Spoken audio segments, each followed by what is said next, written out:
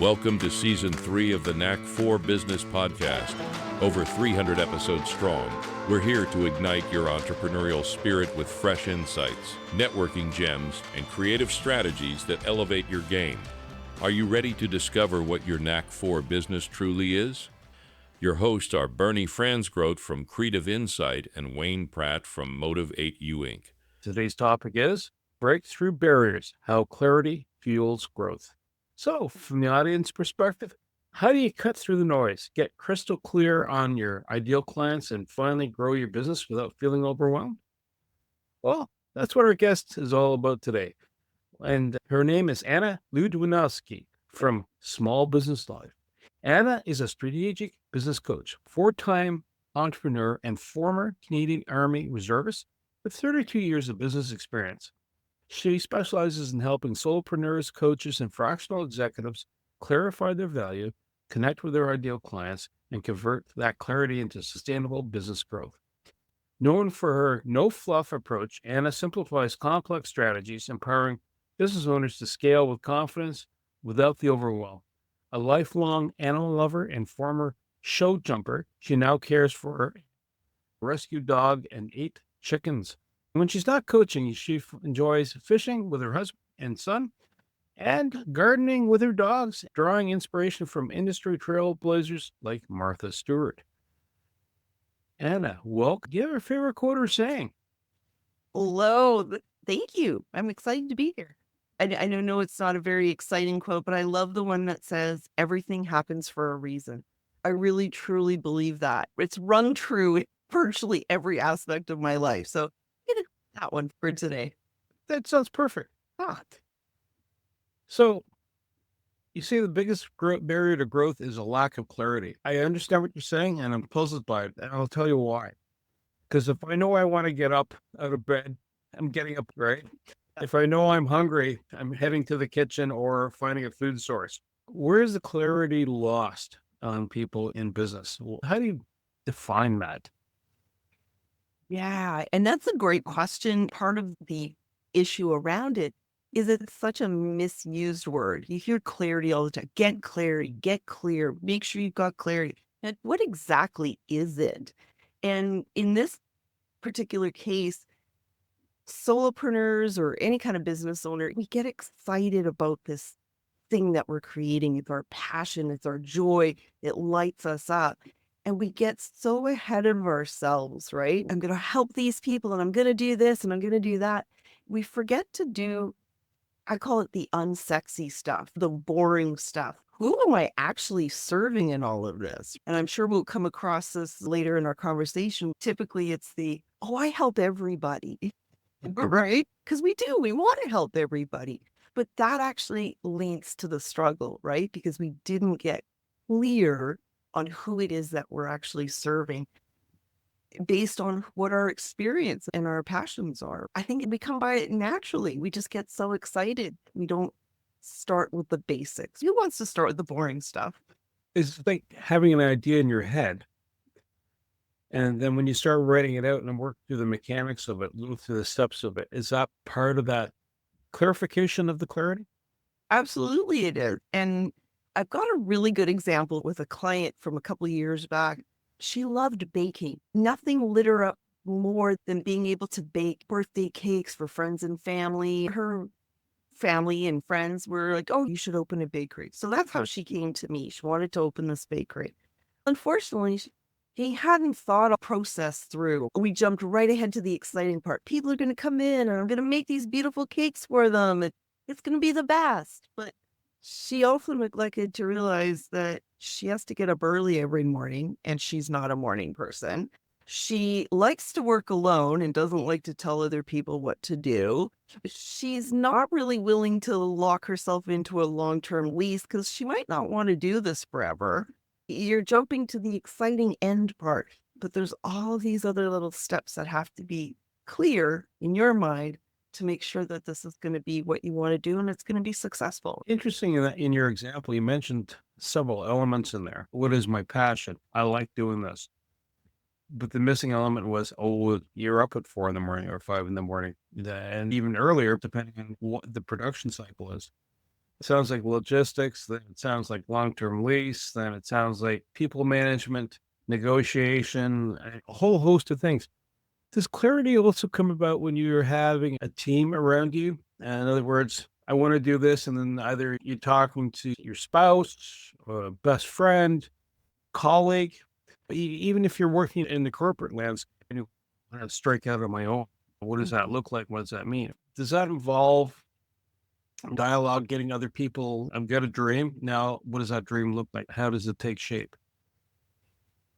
Yes. And I Well, think that is, who's best? Like, maybe it's in the scale that you do this, right? Does this sound like me? And then the person goes, yes, that sounds like you.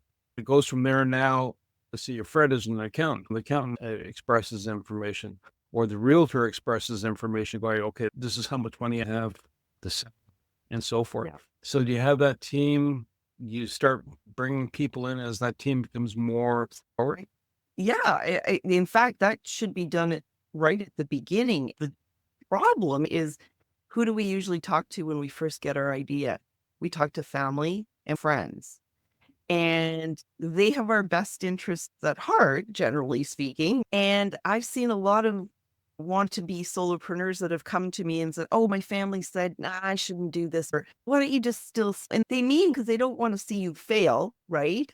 But they might not be the most objective people to talk to. And that's when you should be talking to professionals like a real estate agent or a leasing agent.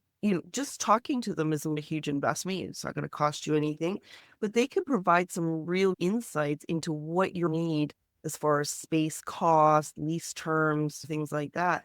Even talking to an accountant or bookkeeper, what kind of things do I need to set up? I've had a lot of solopreneurs that just put it all into one account and I pay with it, my credit card, and they don't make the business separate from their personal finance. And this becomes an issue, right? Talking to professionals, even a mentor that has business experience, like a business coach or a consultant, would be helpful because you're getting a non-partial opinion. There's no emotion attached to it like a friend or family member would have. Originally, you mentioned something about clients and servicing everybody. Sounds great. There's a lot of people out there, which is good, but not necessarily everybody's going to go, I want one. How do you shape that ideal client? Because it's all about the messaging afterwards to reach them if they don't know about you. That's why I focus on clarity. I call it when you're building a home, right? Clarity is your basement. It's that foundation. It's not exciting, definitely not sexy, but it's necessary. If you don't have a good foundation, how on earth are you going to build these other layers like your offerings, your messaging, staff, growth, scale, all those other things if you don't have that really good clarity basement to start with? And yeah, all of that, if you don't know who you serve, and no, everyone is not who you serve. And if you think you can serve everyone, that becomes muddled messaging. That's not clarity. Because if you're talking to this person's not connecting with you. They're just completely different ends. It's really important for sure. Do you find it that that's type of segmentation? In other words, age could be a driver, generational view can be a driver, location can be a driver, type of service. Not everybody wants to get their legs waxed because I can tell you, I don't. If it's just me, if I were a floor model type person or a swimmer, maybe I would, but because I understand there's a wee bit of pain involved in that too. Yeah. And I think that's where you really have to focus. And I know it's really hard when you're first starting out your business because people aren't beating a path to your door, right? The money's not flowing necessarily. And so we get into that. I can help anybody. Whoever needs me, I'll go and help them. And there's this sort of frantic, I'll just take any kind of business, right? And that's actually not going to help you at all because now you're watering down your offering, right? By being specific, you can niche yourself into a corner, right? But when you're specific and you're talking to that person who needs their legs waxed, the person who doesn't need them waxed isn't interested in your services, and that's okay. Maybe they're interested in beard trims.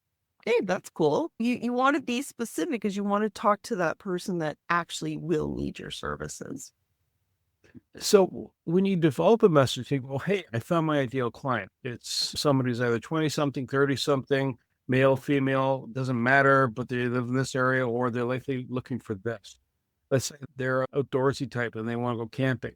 Not everybody wants to go camping. Once you got that client identified or group, how do you clarify the message? How do you make it so that it resonates with them? Man, that is a good question. Basically, what I usually start with when I'm talking to somebody about this is, what about let's use the camping example, right? What about Sure. camping is the value that you're going to bring to that? That's really the essence of it. What is the value that your experience, knowledge, training, whatever it is, what is it? What is the value that it's going to bring to them? Is it going to save them money? Is it going to save them time?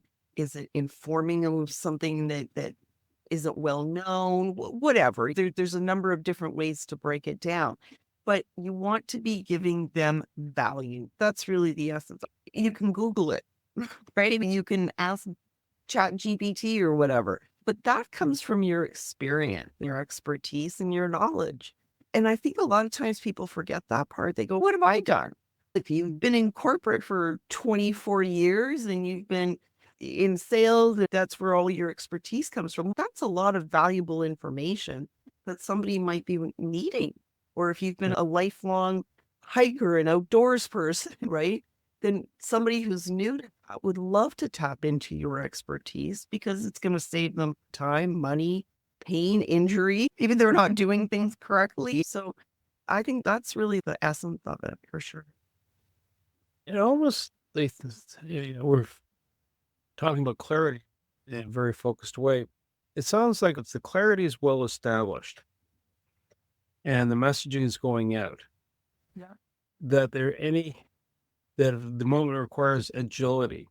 In other words, you got to adjust the product. Does the clarity help take away the stress of, well, today for the camper, it's not purple, it's green. And it comes in matte finish or it's plush for your camping gear. It'll cradle you, it'll hug you, etc. Those variables might kick in because the supply chain may have changed up, or if you're using the baking example, you can't get a certain type of filling for that pie or cake, etc. And all of a sudden, that was a good seller. But the clarity of the message is still there. So does that help take away the stress? I absolutely think so. And I actually really like the examples that you gave. If you're clear on what value you provide to your audience, your ICP, your ideal client profile, any of those kind of changes aren't going to be a big deal. Now, I'm not going to say they're not going to stress you out because supply chain or whatever is going to stress any business owner, but it's still going to give you that confidence in knowing, well, does this next thing still align with what I'm trying to provide here for my ideal client? And if it doesn't, then maybe that's not the route to go. This is actually something I've experienced in my packaging company that I co-own with my husband.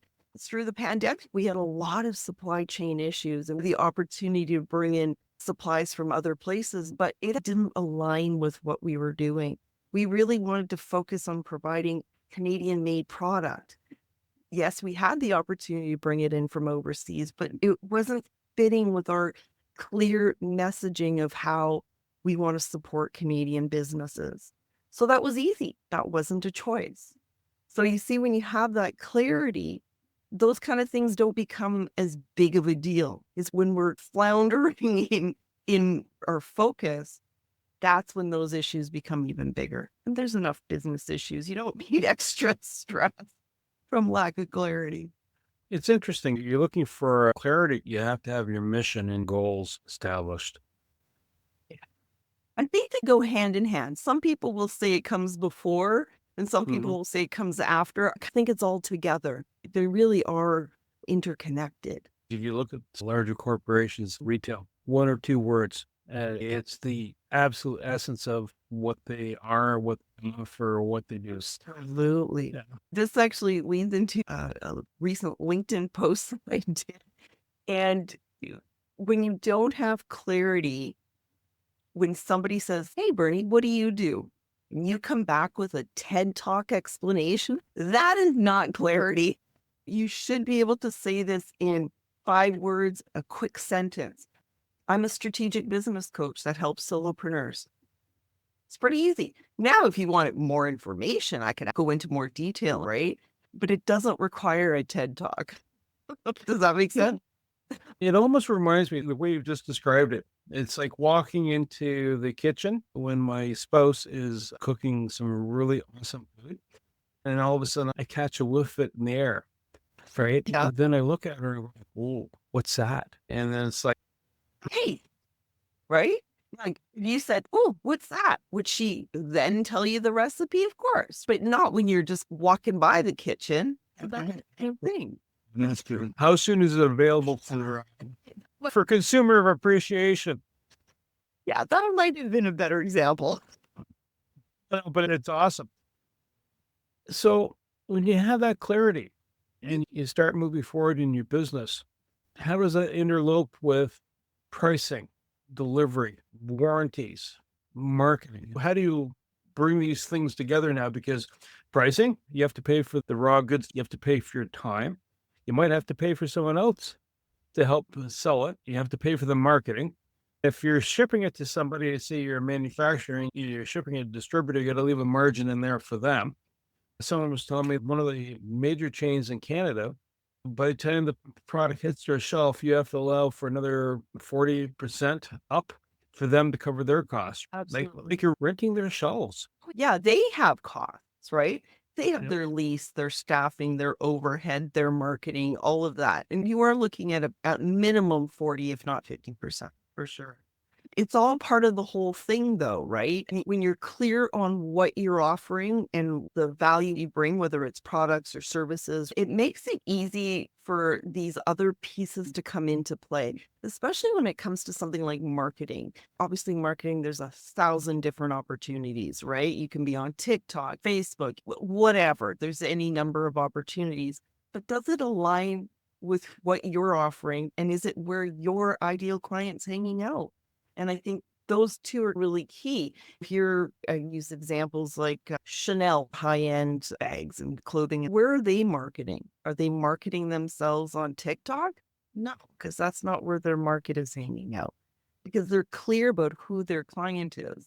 They're in high-end magazines and promotional materials that way. So it becomes easier once you know who your ideal client is and that clarity of focus. So part of what you offer to folks to help them sort through these things, walk me through some of the exercises or frameworks that you employ to have them go, aha, have that eureka moment. Oh, yeah, there's a few. The one that really stands out for me, and it's one where people are like, I can't seem to get the messaging right. They don't have that clarity of messaging, obviously, because of the clarity of who they're serving. One of the easiest exercises that we do is we do some research. And what are your ideal clients actually, what are the words that they're actually using to find you? And that's why you're not being found. Is oftentimes there's a disparity between what we think they're looking for and what they're actually looking for. I had a client who had been a chief operating officer in a corporate setting, was downsized and decided to go into fractional work. But she marketed herself as an operations consultant. Technically, that's true. That's what she'd been doing. But her clients weren't looking for that. They were looking for things like Series A startup, SaaS, keywords that she wasn't using. Once we did that research and saw what words her clients were using, that made it easier to nail down her messaging. So sometimes we think we know what they're looking for, but until you've actually done some research, it can be something really simple. It makes a huge difference in that clarity. Would you recommend as part of a process that they do like a sampling of the marketplace? For example, I remember when the hospital I was working for, they wanted to do something for Staff Appreciation Day, and they wanted to know, do we hand out this or that? And we just did a random sampling. We went into the cafeteria and then, what do you think? Because the bulk of the population is not C-suite. The bulk of the population isn't just medical staff. It could be engineering staff, cleaning staff, admin staff, et cetera. So there's a fairly broad spectrum in that environment. Do you recommend doing a survey approach? Absolutely. One of the best, easiest tools that we have for anybody who's on LinkedIn, and I'm pretty sure you could do this on any social media, is a poll, is conduct a poll. Literally ask the people, your audience, what it is that they're looking for. You want to be specific. You can't just open it up and be like, tell me what you want to hear, because you're probably going to get everything from soup to nuts. When you ask something really specific, a colleague of mine on LinkedIn was working on an AI prompt, and he was, I don't know if I should go this way or this way. So he did a poll and asked people. The verdict was an idea he hadn't even come up with yet. It wasn't even the thing that he was working on. So that saved him the time and effort of creating something that his audience wasn't even looking for. And it directed him to move those efforts into the thing that they were looking for. That was a win-win, right? So ask people. Sometimes I think we're afraid to ask because we think, I should know all this, but we don't. We know what we know, but we also need to know what they want from us. I think the other element of the clarity piece, when you have that message, then is coming across confidently. Oh, yeah. And how important is that? It's hugely important. This is a critical piece of the puzzle. Would you want to do business with someone who wasn't confident in their business? Well, you wouldn't, right? Because you're coming to them not feeling confident about what, the challenges you have, the pain points you have. And now you're talking to someone who doesn't feel comfortable and confident in themselves and what they do. I probably wouldn't go with them. Would you? I wouldn't want the nervous dentist, the hands jittering inside near the... Or the brain surgeon. That's not going to work. You want someone who's got that confidence. And I know that this can feel a little bit difficult for people who are more introverted. But being confident doesn't mean you have to be arrogant or anything like that. It's confidence in your abilities to solve their problems. So as a business grows, someone develops the message and starts connecting with the customer base. More people go, hey, heads start turning and they start paying attention. And more importantly, they start acquiring the goods or services that you have. If you start adding resources around you, either contracts, staff, people facing the client base, from the marketing perspective, how do you keep them aligned with your messaging too at the same time? That is a great question. If you're not clear in what you do and who you serve and how you help them, how are all these other people that you're bringing going to know? They're not. So then it goes back to you have to be clear. And so things like SOPs, standard operating procedures, becomes really vital, right? Having your, not a code of conduct, but the, core values. That's where having something like standard operating procedures, your SOPs, having those core values really identified and nailed in provides alignment. Don't forget, nowadays, we've also got people that we're bringing on board that are remote, right? So they're not even working necessarily side by side with you. And that's when it becomes even more important to have these really clear, definitive core values that everybody understands and is on board with. So I guess the next layer of the conversation, if you have a clarity of message and you've built out, here's my message, and they're interested, there's the next part of the story, no TED Talk first, but eventually the TED Talk does show up if there's interest, right? Yeah. How does that framework look like? How does that take shape? Yeah. Me too, because I think the tendency is, especially as a new entrepreneur, there's a level of excitement. Oh my gosh, somebody actually wants to talk to me and hire me. That's pretty awesome. So then we naturally go into this, I'm going to smother them with all my knowledge and expertise. Then that person freaks out and runs away. It's usually what happens, right? One of the best things we can do is listen. People want to share what their pain points are, what their challenges are. And as a solopreneur or an individual entrepreneur, it's a lonely existence in the beginning. Having somebody listen to what your challenges are is hugely beneficial. They're going to end up sharing a lot more than they probably anticipated in those early conversations. So it's really listening to what they have to say before jumping in with what you can help them with. So how does a business make sure they're connecting? How do they make sure that, yeah, I'm on target, I'm good? How do they make that and also validate it? Because you can't always assume that first message is the same message 5 years later. No, and it probably isn't. We evolve as people, as business owners, and as our business evolve, as the marketplace changes too, right?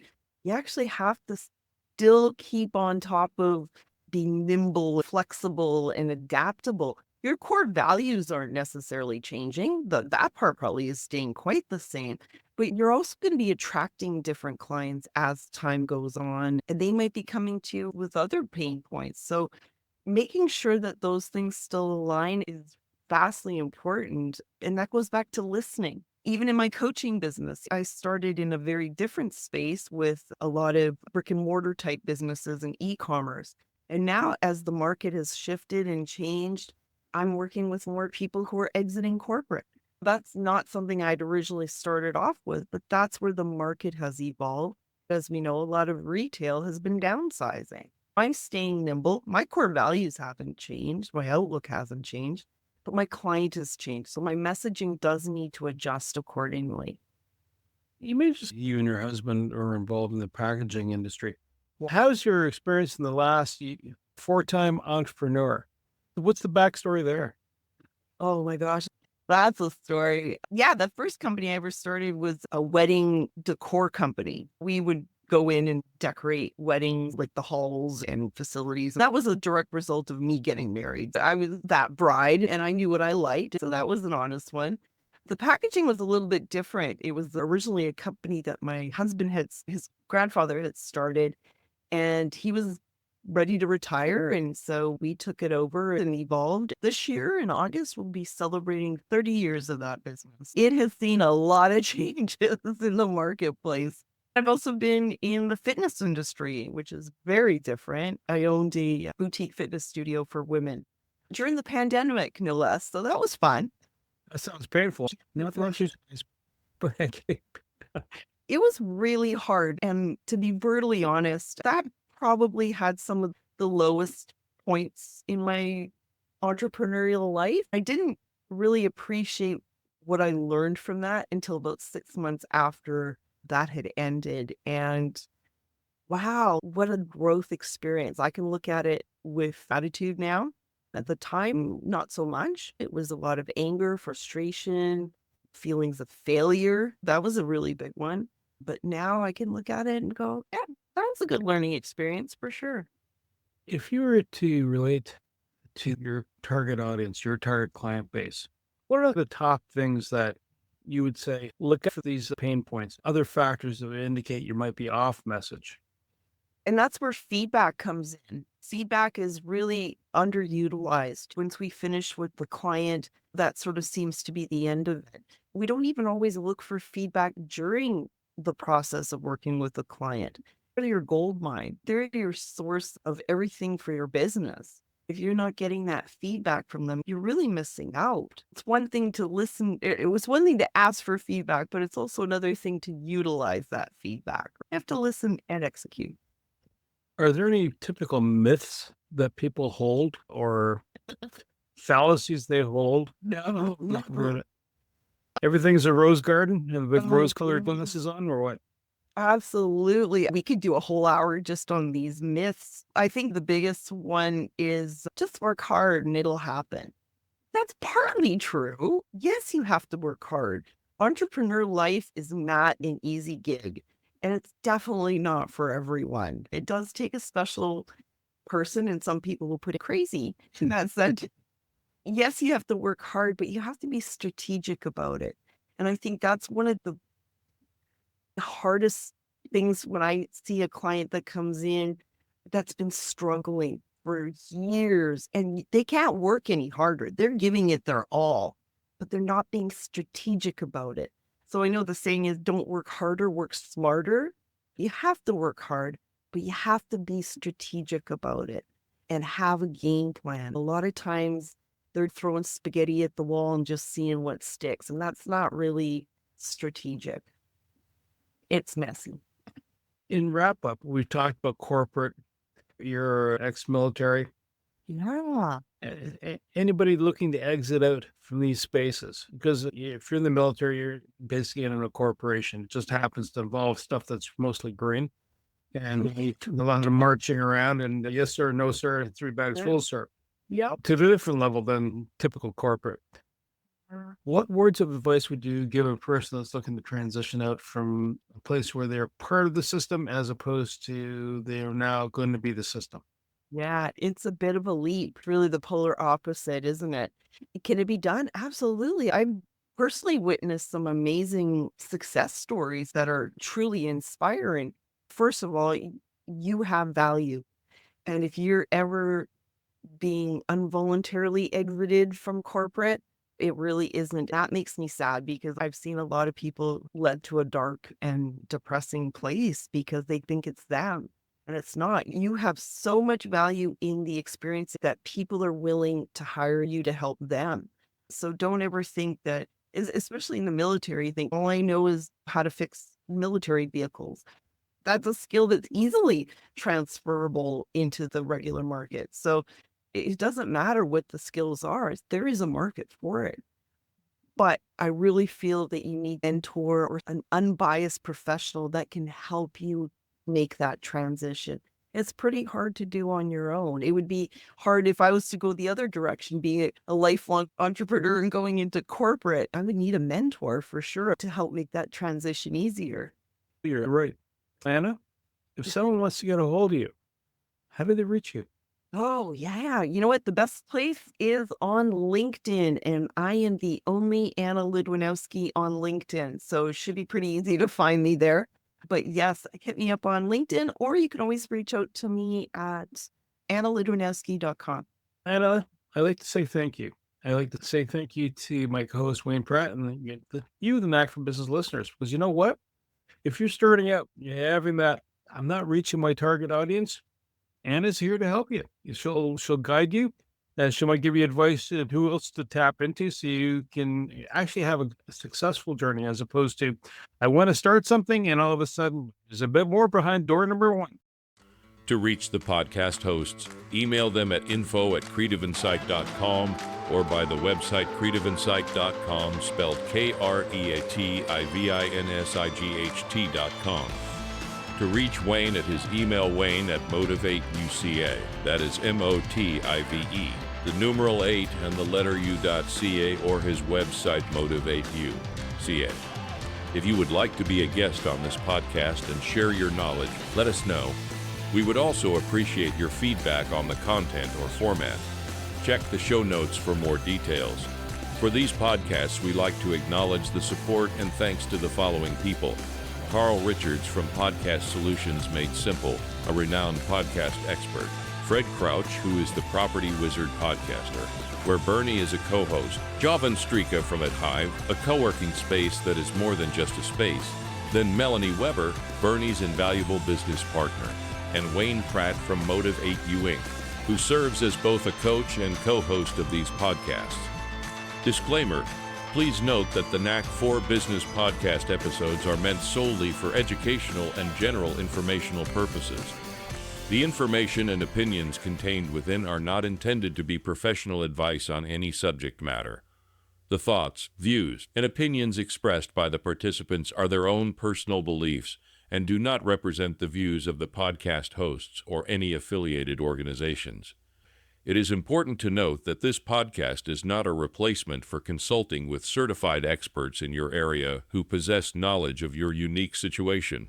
The hosts of the podcast, along with any participants or affiliated groups, do not take responsibility for any actions taken or not taken based on the information presented in this episode. It is highly recommended that individuals seek guidance from their own personal advisors in fields such as accounting, law, or other pertinent areas prior to undertaking any actions or making decisions that may impact their financial, legal, or other aspects of life.